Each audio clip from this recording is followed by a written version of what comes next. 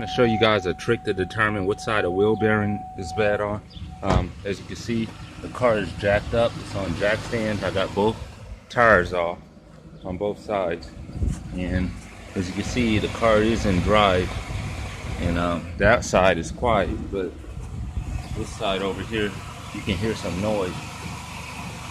So if you got a front wheel drive car, you can jack up both sides and start it, put it in drive.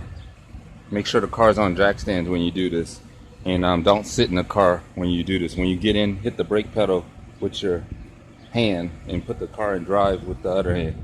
But this is a quick way to determine if your wheel bearings are bad. Just jack both ends up and listen. But don't do this with a rear wheel drive car. Alright, bye.